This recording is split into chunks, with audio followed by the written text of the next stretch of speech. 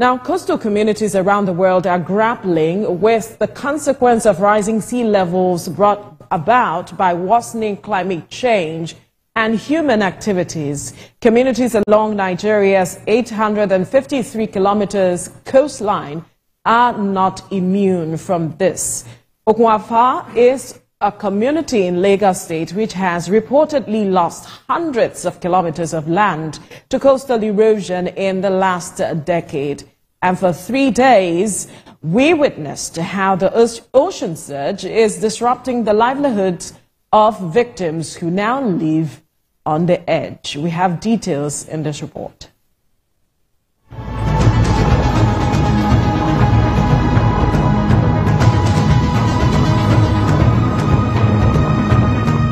As the sun rises in Okunwafa community, one prominent feature is the sound of the surging seas,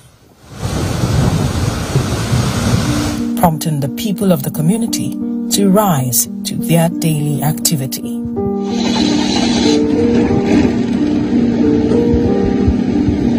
We see people kick-starting their day with some vigor and hope to sweep through whatever challenge the day throws at them.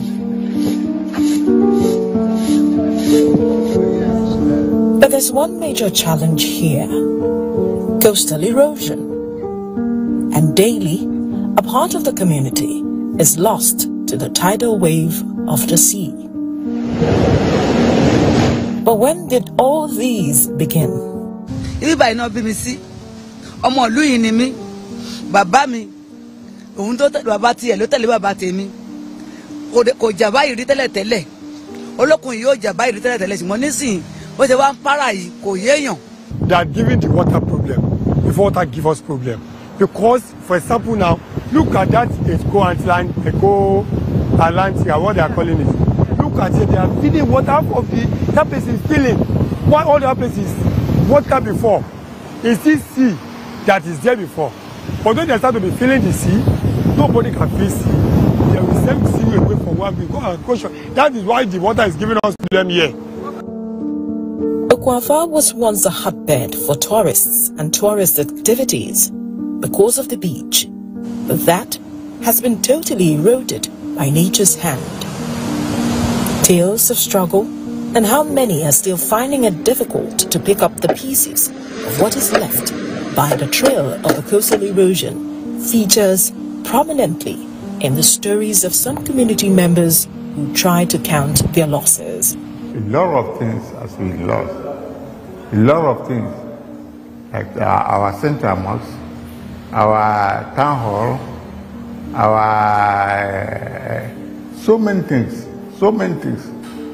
Our primary health center, so many things has been taken away to the extent that the material that government we have from government, we have to send it to other villages because there is no way we can keep it. It has turned a landlord to become a tenant somewhere else. It has turned a landlord to become homeless. It has turned us, some people cannot even send their children to school anymore due to this problem. Reason because their business has been washed away by the ocean surge. Their survival is not the only matter here.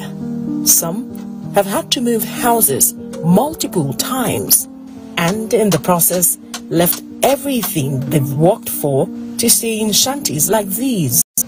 Anytime that water near us, we have to shift to another place. I've moved like 6 or 7 houses before we build this one. Carcasses of damaged structures now serve as home for either indiscriminately disposed waste or waste washed up from the ocean. But in some, you still find people who dare to live with the ghost of the ocean's past. Dilapidated and abandoned structures like this are a common sight in Okunwafa community. A number of them scattered across the community as a result of the ocean surge, breaking into many houses.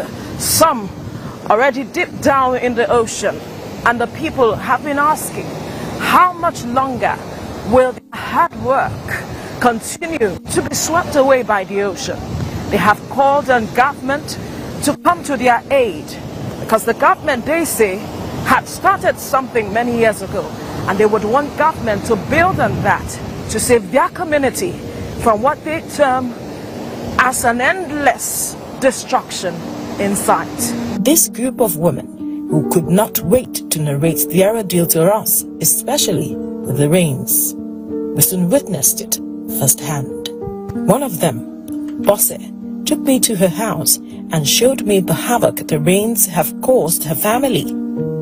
Leaky roof, cold floor on which the children slept, and an unsanitary, almost totally washed out kitchen. This place, there's water outside there. I don't use like 10 years for you.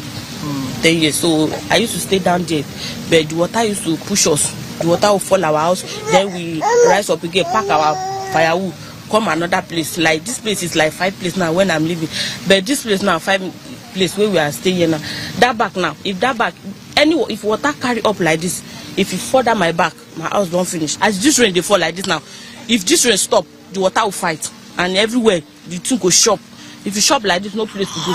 And see the rain is coming. You see it, see the rain now. So my children will go. Sometimes like this breeze go they blow. All my children, all of us, we go our bamboo.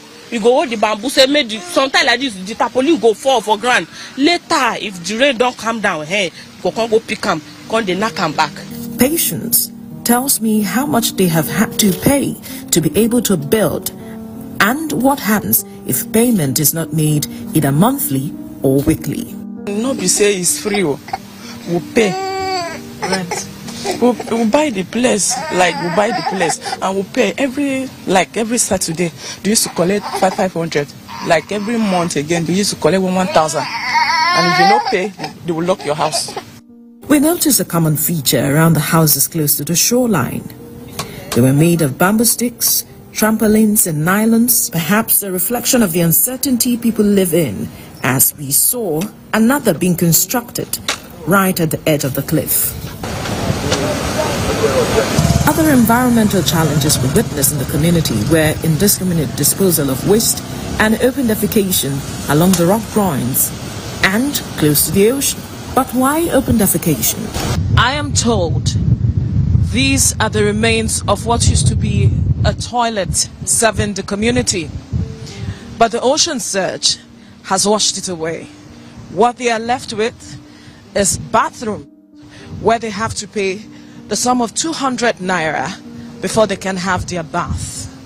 Located along the Lekki-Ekpe corridor of Etiosa in the city of Lagos, Okwafo has featured prominently for over a decade in tabloids and documentaries on the devastating impact coastal erosion has had on its people. Sadly, Okwafo is not the only community in Nigeria or even Africa and the world where coastal populations are being threatened by rising tidal waves and surge from the ocean. The UN's Environmental Programme says an estimated 0.5 and 2 meters of shoreline shrinkage are recorded around the world every year due to coastal erosion, and they are expected to increase further due to climate change. The report also says that under current emissions, a 1 meter sea level rise could displace over 180 million people in the next century, forcing communities to move inland, restraining the space for human activities and generating alterations in coastal ecosystems. Help had come to Okwafo community through the former governor of Lagos State, Babatunde Fashola, who built groins to break the impact of the tide. But that has not totally solved the challenge that the community faces, as some of the groins have been swept into the sea. If not for that, this community will not be in existence anymore. That was 2011, about 14 years ago. We'll be solving, or we call upon him, and he's the one that started that job. But unfortunately, the immediate past governor, Akim Ambode, abandoned the project. Had it be continued the project, I believed it will more saved than this. This one you are seeing there, then it cost them no less than 2 billion naira. That is 2011. So if you now, for each one, and we have 15, then later do addition and making 19. So if you check it now, that calculation, I think it will be 10-3 for that amount. And the day we went to the state government to go and meet them, we met the Commissioner for Waterfront then, former Commissioner, Engineer Kabir. He told us that they want to do it for us, but it is the money that has to do with it. That even they put on 100 billion into this RC, it will not show us at all. In the last decade, the ocean has neared Ukwafa community at an alarming rate. We had a chat with an environmentalist who has been monitoring developments there. We asked him if the Eco-Atlantic project could cause such an environmental damage. Eco-Atlantic came to save a location where erosion had been exacerbated by original groins that had been put there. And basically what happened was the exaggeration of the erosion was shifted a little bit. But to say that Eco-Atlantic is causing the coastal erosion of Nigeria is not an accurate surmise. It's not accurate. Because if that's the case, then how do you explain the erosion that's going on in Ondo? So Eco-Atlantic is causing erosion in Ondo State? At the recently concluded UN Climate Change Conference in Baku, COP29, Nigeria joined India, Malawi and Bolivia in rejecting the COP29 outcome on climate financing, where developed countries at least $300 billion a year into developing countries by 2035 to support their efforts to deal with climate change. This is an insult to what the convention says. Should I remind us of what the convention says? That it noted that developed countries had the largest share of historical and current global emissions. That the developed countries would take the lead, and this lead is climate finance. That the developing country is saying that it's taking the lead with $300 billion till 2035 is a joke. But we have a right as countries to choose if we're going to take this or not. And I'm saying that we do not accept this.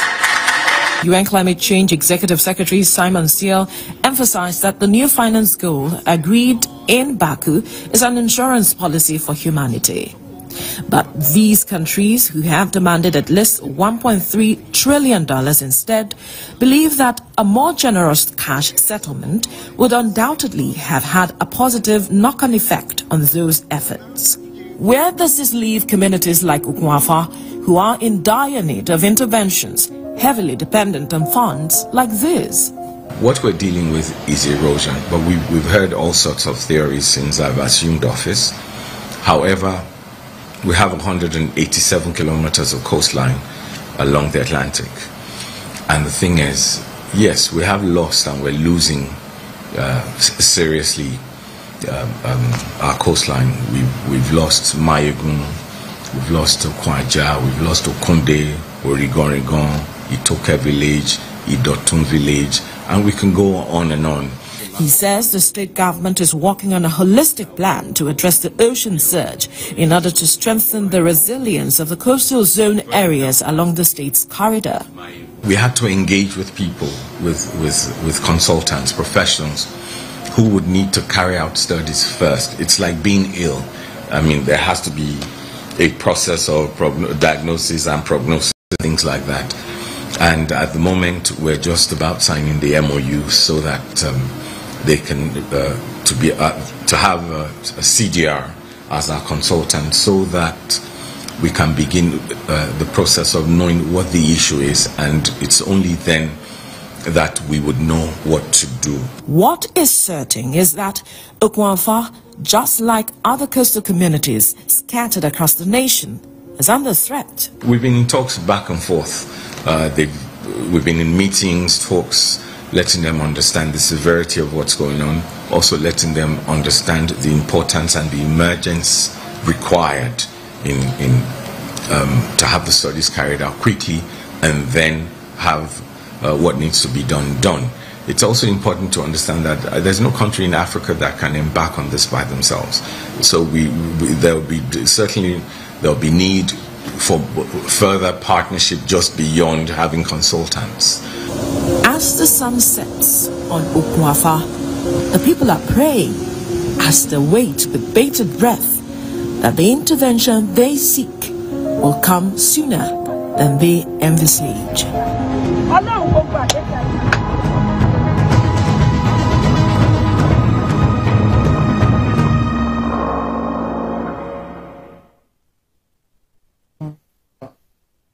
Quite an amazing report there, Veronica. You know, thank you.